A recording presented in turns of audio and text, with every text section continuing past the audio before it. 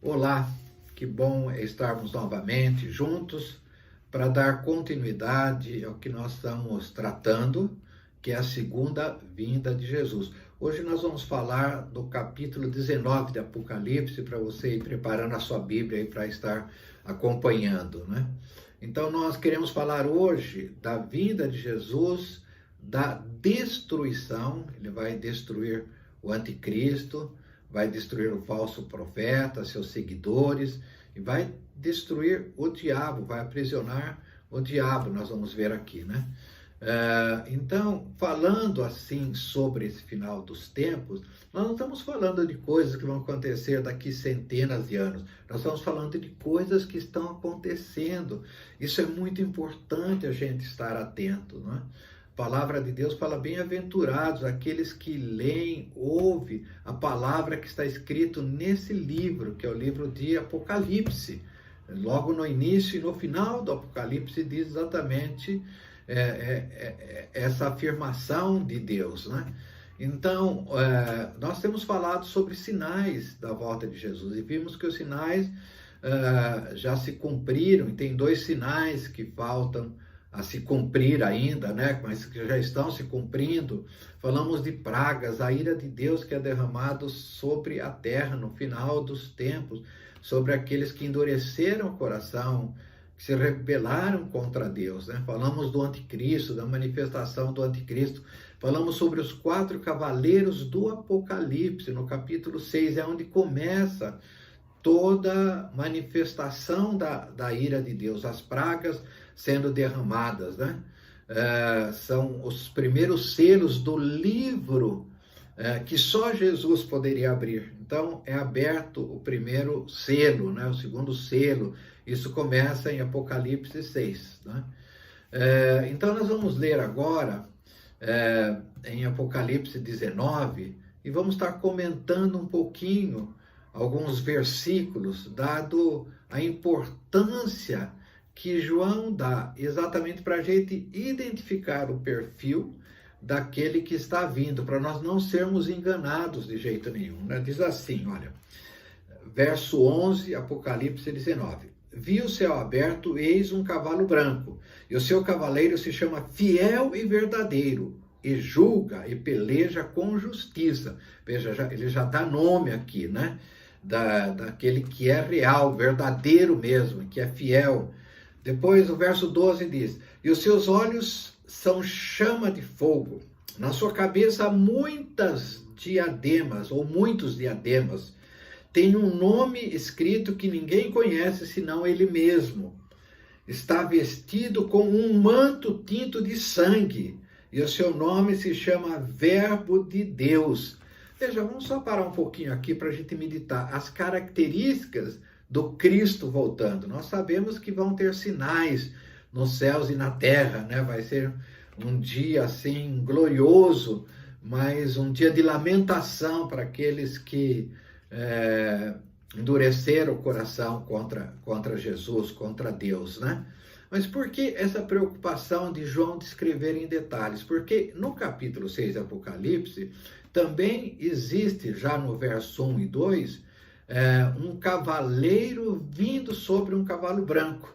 Eu vou ler para vocês em João 6:1, ou em Apocalipse, escrito por João 6:1.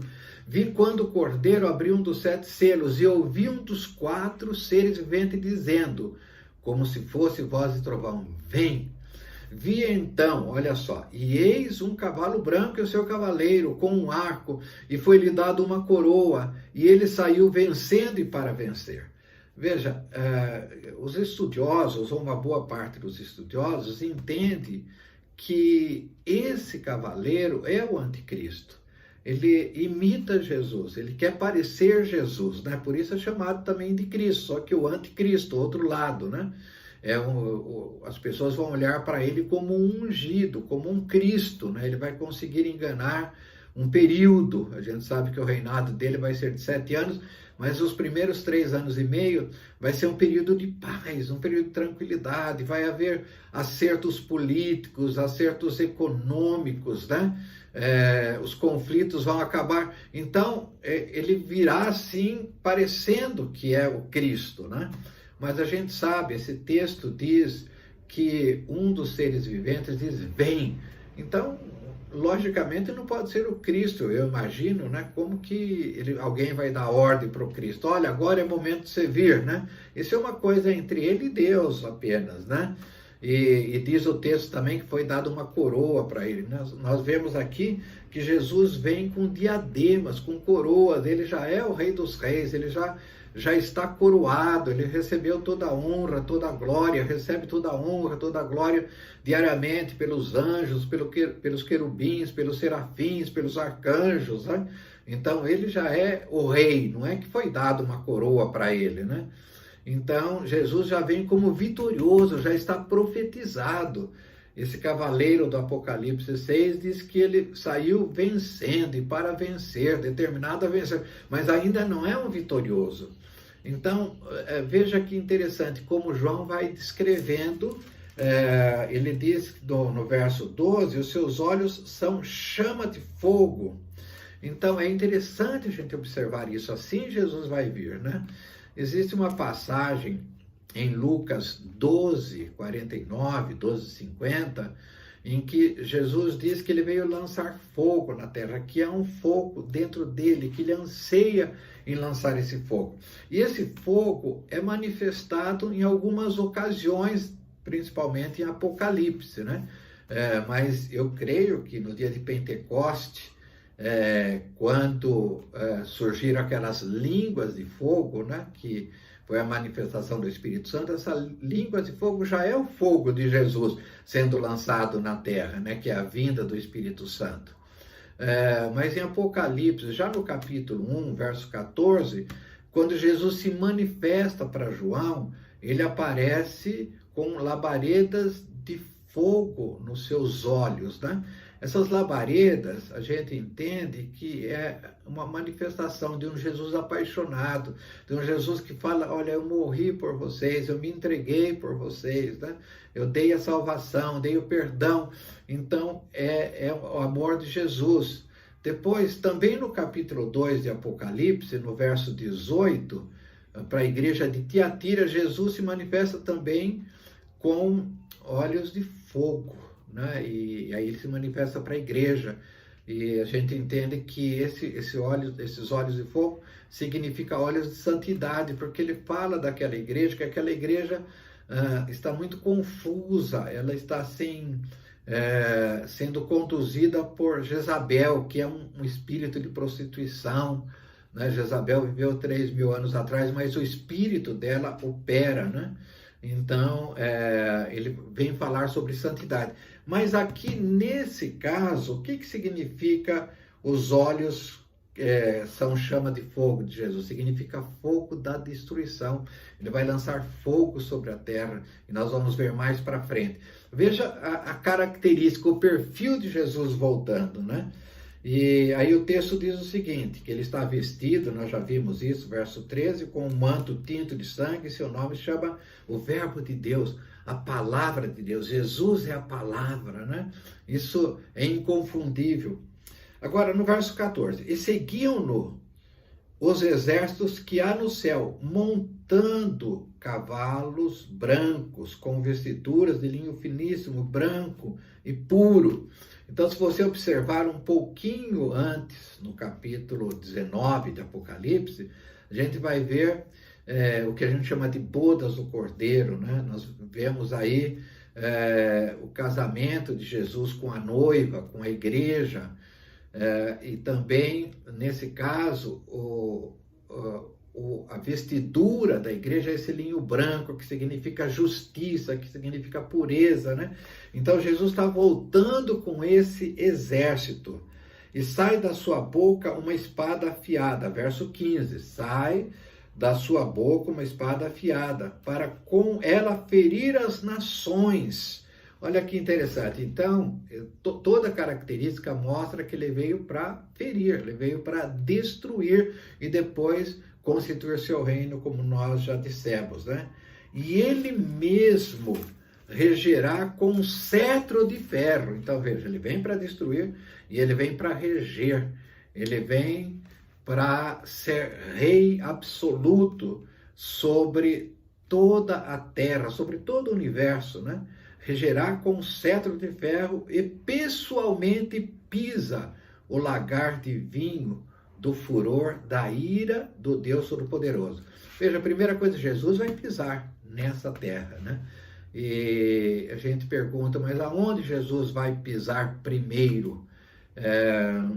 Existem, assim, algumas passagens que mostram que esse local não vai ser Roma, como os católicos gostariam, não vai ser Brasil, como os evangélicos brasileiros gostariam, não vai ser Nova York, como os cristãos americanos gostariam que fosse, né? Mas vai ser Jerusalém, porque de lá ele subiu, né, do Monte das Oliveiras, e um anjo disse, esse mesmo Jesus que está subindo, ele vai voltar para esse local. E também Zacarias 14 fala sobre a volta de Jesus em Jerusalém, onde ele vai pisar, né? E nós temos também a própria definição, né, que já em Lucas 1, quando Jesus é anunciado, o anjo diz que ele vai reinar no trono de Davi, né? Eternamente. O trono de Davi é Jerusalém, né? É Israel.